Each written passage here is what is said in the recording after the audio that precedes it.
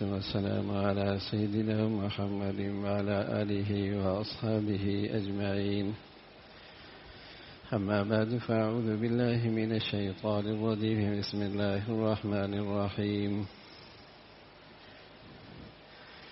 يا أيها الذين آمنوا اصبروا وصابروا ورابطوا واتقوا الله لعلكم تفلحون. صدق الله العظيم.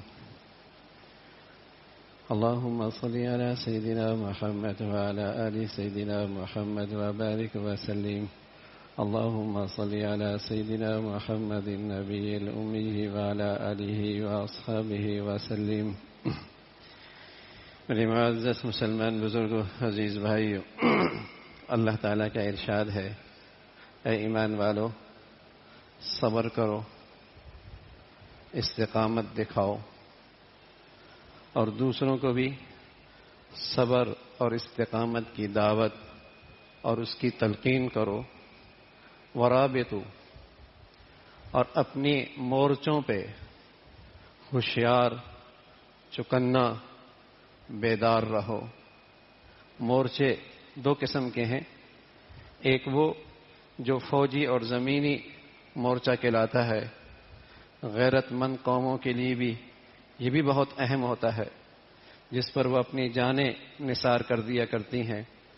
اور دوسرا مورچہ وہ مورچہ معنوی ہوتا ہے، اور وہ ایمان کا اور دین کا اور مسلمانوں کی تشخص کا اور مسلمانوں کی غیرت کا اور مسلمانوں کے شاعر کا وہ مورچہ ہوتا ہے. پہلے مورچے کے اندر پاسپائی ہو جانا اور شکست ہو جانا، اس پر قوموں کی قسمت کا فیصلہ نہیں ہوا کرتا، بلکہ اللہ کے نبی کے زمانے سے لے کر ہمیشہ اس قسم کے مورچوں پہ کبھی فتح بھی ہوئی ہے، کبھی شکست بھی ہوئی ہے، کبھی پاسپائی بھی ہوئی ہے، اور کبھی وہ مورچے واپس بھی لے لیے گئے ہیں. اس پر قوموں کی قسمت کے فیصلے نہیں ہوا کرتے. اصل مورچہ وہ معنوی مورچہ ہے کہ جب یہ قوم اپنا تشخص، اپنے عقائد اور اپنے نظریات اور اپنی دینی شعائر اور اپنی دینی تہذیب سے دستبردار ہو جائے، یہ مورچہ ایسا ہے پھر صدیوں پر اس کی قسمت پہ مہر لگ جاتی. اس کی ذلت اور اس کی پستی کی، جسے کہیں کہ ہمیشہ کے لیے لکھ دیا جاتا ہے. تو اللہ تعالیٰ کا ارشاد ہے، ایمان والو، استقامت اختیار کرو اور ایک فضا بناؤ کہ لوگ استقامت کا مظاہرہ کریں. اور ورابطو، اپنی مورچوں پہ جمے رہو، ڈٹے رہو اور چکنا اور ہوشیار رہو، اور اللہ سے ڈرو تاکہ تم اپنے مقصد میں کامیاب ہو. تم اپنے مقصد میں کامیاب ہو. یہ ایک اللہ کا پیغام ہے. یہ ہم نے آپ کو یہ پیغام اس وقت پوری عالم اسلام میں اور پوری دنیا میں اس وقت جو ایک منظرنامہ ہے، اور اس منظرنامے میں ایک طرف مسلمان قوم ہے اور ایک طرف مسلمانوں کی حکمران ہیں اور ایک طرف عالم کفر، طاغوتی قوتیں ہیں. اس وقت پورے عالم دنیا میں یہ ایک منظرنامہ ہے کہ مسلمانوں کی سوچ کیا ہے، ان کے حکمرانوں کا طرز عمل کیا ہے، عالمی طاغوت اور عالم کفر کیا کرنا چاہتا ہے اور کس ڈگر پہ وہ جانا چاہ رہا ہے. تو ہمارا دین کامل ہے، مکمل ہے، ہر زمانے کے لیے رہنمائی دیتا ہے. تو اس منظرنامے کے لیے بھی اس نے مسلمانوں کی رہنمائی کی. اس منظرنامہ کو سامنے رکھ کر بھی قرآن میں سچائی اور رہنمائی موجود ہے، اور وہ رہنمائی ہے، یا ایھا الذین آمنوا لا تتخذوا اليہود والنصارى اولیاء. اے ایمان والو، یہود و نصارہ کو دوست نہ بنانا. یا ایھا الذین آمنوا لا تتخذوا اليہود والنصارى اولیاء. اے ایمان والو، یہود و نصارہ کو دوست مت بنانا، ان پہ تکیہ مت کرنا، ان پر اعتماد مت کرنا، ان پہ بھروسہ مت کرنا. ولن ترضى عنك اليهود ولا النصارى حتى تتبع ملتهم. یہ یہود و نصارہ کبھی تم سے خوش نہیں ہوں گے. تم مانتے چلے جاؤ، مانتے چلے جاؤ، جھکتے چلے جاؤ اور ان کے سامنے سجدے کرتے چلے جاؤ اور ان کے پاؤں پکڑتے چلے جاؤ. یہ نہیں راضی ہوں گے جب تک کہ تم ان کی ملت قبول نہیں کرو، جب تک کہ تم یہود و نصارہ کے نظریات اور ان کی وہ تہذیب، جب تک کہ تم ان کا وہ کلمہ نہیں پڑھو گے. وَلَن تَرْضَىٰ عَنْكَ الْيَهُودُ وَلَا النَّصَارَىٰ حَتَّىٰ تَتَّبِعَ مِلَّتَهُمْ. یہ تم سے کبھی راضی نہیں ہوں. یہ قرآن مجید نے مسلمانوں کو رہتی دنیا تک یہ پیغام دیا ہے کہ ہمیشہ بیدار رہنا اور ہمیشہ ہوشیار رہنا.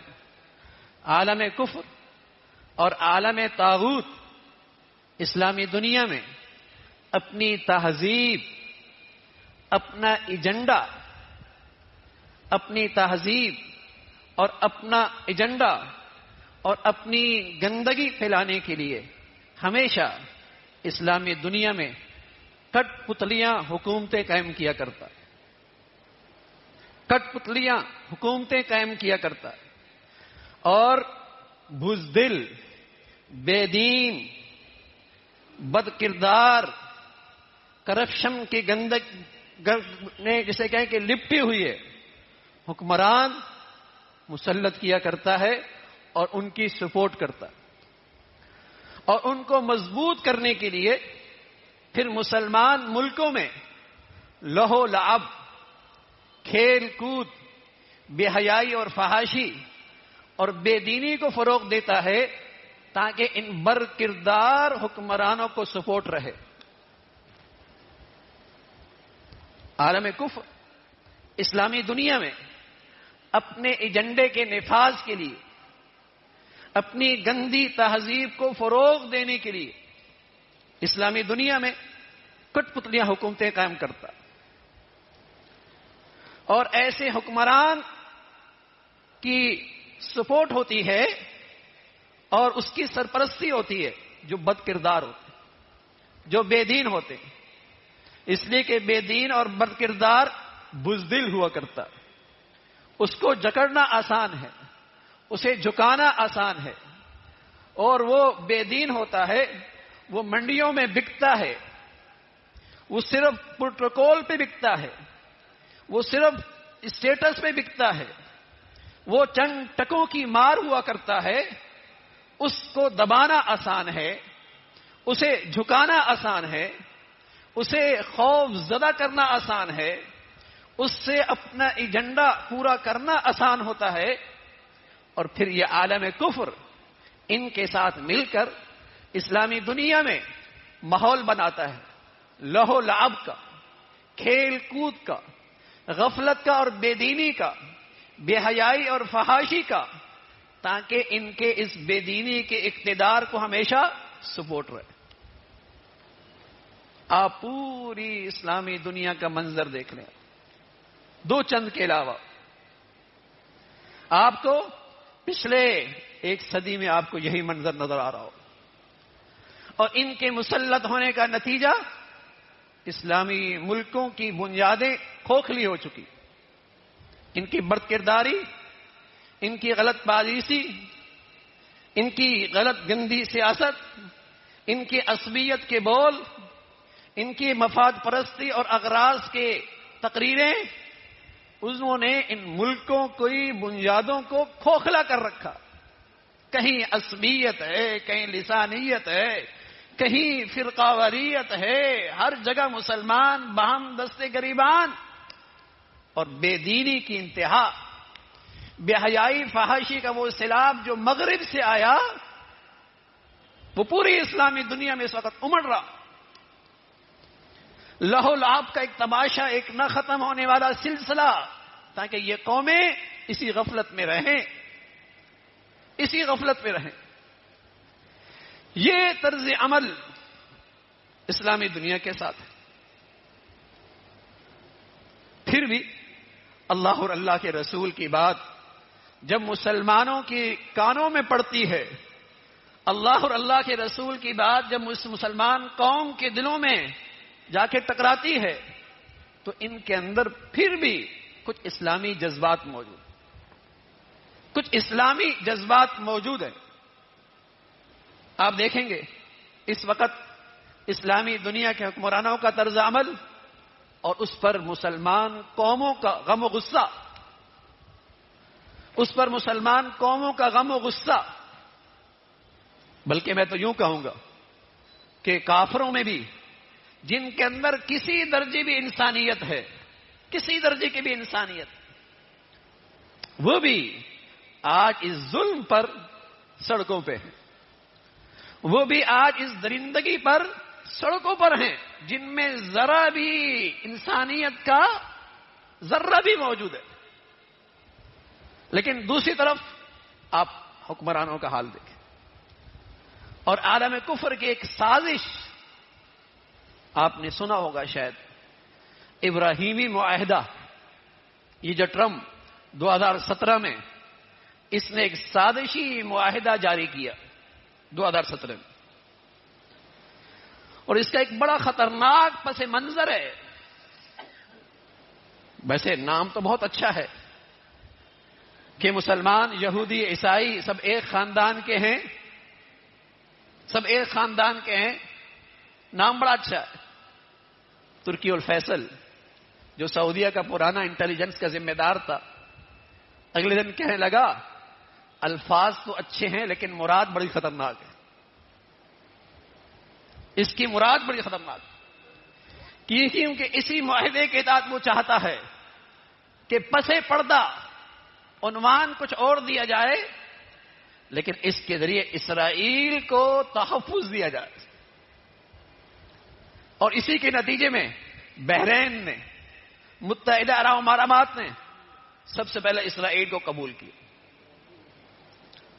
سب سے پہلے اسے قبول کیا۔ اب یہ ٹرمپ کا دوسرا دورہ ہے اور اس کے پیش نظر وہی معاہدہ ہے۔ یہ جو اس نے 20 نکات پیش کیے ہیں، یہ نکات اسی معاہدے کی پیش خیمہ ہے، وہی اسرائیل کا تحفظ ہے کہ یہ حکمران اپنی قوموں سے ڈرتے ہیں، انہیں کچھ خوف ہے تو انہیں ابراہیمی معاہدے کے تحت لایا جائے اور اسرائیل کو تحفظ دیا جائے، اور ایک سیاسی فائدہ اٹھایا جائے کہ چین مشرقی دنیا کی سب سے بڑی طاقت اٹھ کے آ رہی، کھڑی ہو رہی ہے، عربوں کو اور اسلامی دنیا کو ملا کر ایک بڑا بلاک بنا کر سیاسی طور پہ اپنا استحکام کا سامان کیا جائے۔ لیکن اس کا ایک بڑا نقصان، جس کی اسلامی عقائد میں بالکل گنجائش نہیں، دین اسلام میں جس کی بالکل اجازت نہیں، ایک طرف میں عرض کر رہا ہوں اسرائیل کی درندگی کا تحفظ، اس کی حمایت میں کھڑا ہونا اور اس کی تمام تر درندگی کو نظر انداز کر دینا، دوسری طرف وہ غزہ کے مسلمان جو قبل اول کی خاطر 40-50 سال سے قربانیاں دے رہے، اپنی نسلوں کو ذبح کروا دیا، ان کو نہتہ کرنا، ان کو نہتہ کرنا اور اسلامی دنیا سے انہیں کاٹ دینا، بلکہ یوں کہیے کہ انہیں ان کے ہاتھ باؤں باندھ کر اس درندگی کے منہ کے سامنے ڈال دینا، اس درندے کے سامنے ڈال دینا، یہ ایک سازش اس ابراہیمی معاہدے کے تحت۔ لیکن اس سے بھی اگلی بات، اس سے بھی اگلی بات، اس ابراہیمی معاہدے کے تحت 2017 سے پوری دنیا میں ایک علمی محنت بھی ہو رہی ہے، اور جس میں یہ تأثر عام کیا جا رہا ہے کہ ہم سب ایک خاندان کے لوگ ہیں، سب ایک خاندان کے لوگ ہیں، تاکہ کفر اور اسلام کے جو درمیان میں اصول ہیں وہ سب مٹ جائے، حق اور باطل کا جو فرق ہے اس کے نام و نشان مٹ جائے۔ جو مسلمانوں کا یہ نظریہ اور عقیدہ ہے کہ قیامت تک ایک واحد دین نجات کا دستور زندگی صرف اسلام ہے، اس نظریے کو ختم کر دیا جائے اور یہ عام ذہنوں میں بٹھایا جائے کہ کسی مذہب کے پیروکار بھی اخروی لحاظ سے کامیاب ہو سکتے، اور یہ قرآن کے منافی ہے، یہ قرآن کے منافی ہے۔ کونوا ھودا او نصارا تہتدوا قل بل ملت ابراہیم حنیفا وما کان من المشرکین۔ یہ یہود و نصارہ مسلمانوں سے کہتے ہیں تم یہودی اور نصرانی بن جاؤ، ہدایت پہ آ جاؤ گے۔ اللہ کہہ رہا ابراہیم علیہ الصلوۃ والسلام کی ملت کی ہم پیروی کرتے ہیں، وہ تو مشرک نہیں تھے۔ ما کان ابراہیم یہودیا ولا نصرانیا، حضرت ابراہیم علیہ الصلوۃ والسلام نہ یہودی تھے نہ نصرانی، ولکن کان حنیفا مسلما، وہ تو سیدھے سادے مسلمان تھے۔ وما کان من المشرکین، وہ کبھی مشرکوں میں سے نہیں رہے۔ تو ان یہودیوں کا، ان عیسائیوں کا حضرت ابراہیم علیہ الصلوۃ والسلام کی ملت سے کیا تعلق؟ حضرت ابراہیم علیہ الصلوۃ والسلام خود کہتے ہیں قد كانت لكم اسوة حسنة في ابراہیم والذین معه اذ قالوا لقومهم انا براء منكم ومما تعبدون من دون الله كفرنا بكم وبدا بيننا وبينكم العداوة والبغضاء حتى تؤمنوا بالله وحده۔ ابراہیم علیہ الصلوۃ والسلام اور ان کے سچے ساتھیوں کی زندگی میں تمہارے لیے بڑا واضح زندگی کا نمونہ ہے۔ جب انہوں نے اپنے قوم سے کہا کہ تمہارا ہمارا کوئی تعلق نہیں، ہم تم سے بھی اور تمہارے ان نظریات سے بھی برات کا اعلان کرتے ہیں، اور تمہارے اور ہمارے درمیان دشمنی ہے اور بغض ہے، اور یہ اس وقت تک ہے جب تک کہ تم ایک اللہ پر ایمان نہ لے آؤ۔ ابراہیم علیہ الصلوۃ والسلام تو یوں کہا، لیکن میں عرض کر رہا ہوں میرے عزیزو، قرآن مجید کا یہ پیغام ہے ورابطو، مسلمانوں اپنی دینی مانوی سرحدوں کی حفاظت کرنا۔ فوجی سرحد، زمینی سرحد، اس کی شکست قوموں کی قسمت کے فیصلے نہیں ہوتے، اس جگہ پر تو شکست بھی ہوتی ہے، فتح بھی ہوتی ہے، کسی مورچے سے پاسبائی بھی ہوتی ہے، واپس بھی لے لیا جاتا ہے، لیکن جب قومیں اپنے عقائد سے، اپنے تشخص سے، اپنے دین سے، اپنے سچائی سے، اسلامی شعائر سے دستبردار ہو جایا کرتی ہیں، پھر ان قوموں کی قسمت کا پر مہر لگ جاتی ہے، اور یہ پھر سلسلہ صدیوں تک رہتا ہے۔ ان کی پستی اور ذلت پر ہمیشہ کے لیے مہر لگ جاتی، اس لیے چکنا رہنا۔ تو یہ ایک عالمی سازش ہے، لیکن ہمارا دین مسلمانوں کی ہمیشہ رہنمائی کرتا ہے۔ اللہ کرے ہمیں قرآن سے اور دین سے صحیح رہنمائی حاصل کرنے کی توفیق ہو، باقی دیگر مذاہب کے ساتھ بقائے امن کے لیے، تمام مذاہب کے ساتھ امن کی بقا کے لیے اور آپس کی سلامتی کے لیے، بشرطیے کہ اس کے اصول انصاف پر مبنی، بشرطیے کہ اس کے اصول عدل پر مبنی ہوں، اسلام اس کی حوصلہ افزائی کرتا ہے، ہمارا دین اس کا خیر مقدم کرتا ہے، اسلام امن چاہتا ہے، سلامتی چاہتا ہے، تمام مذاہب کے ساتھ چاہتا ہے، لیکن عدل کے ساتھ، انصاف کے ساتھ، عدل کے ساتھ، انصاف کے ساتھ۔ یہی وجہ ہے مسلمان ملکوں میں رہنے والے اقلیت کے لیے اسلام نے وہ حقوق دیے ہیں جو حقوق ایک مسلمان کے ہوتے ہیں، کہ جس طرح ایک مسلمان جان مال کی حفاظت ضروری، ایسی اس اقلیت کی بھی جان مال کی آبرو کی حفاظت ضروری۔ اسلام تو سب سے بڑے دائی ہے امن کا اور سلامتی کا، تو اگر اس کے اصول انصاف پر ہوں، عدل پر ہوں، تو دین اسلام اس کی حوصلہ افزائی کرتا ہے۔ تو میرے عزیزو، دور فتنے کا ہے، دور فتنوں کا ہے۔ بس اوقات مسلمان سطحی خبروں کو لے کر مسلمان بھی غلط نظریات اور غلط سوچ کا قائل ہوتا ہے۔ اللہ کرے اللہ ہمیشہ ہمیں سچوں کے ساتھ جوڑے رکھے، سچائی پہ جوڑے رکھے، حق اور سچائی کے ساتھ اللہ زندگی نصیب فرمائے۔ وآخر دعوانا الحمد للہ رب العالمین۔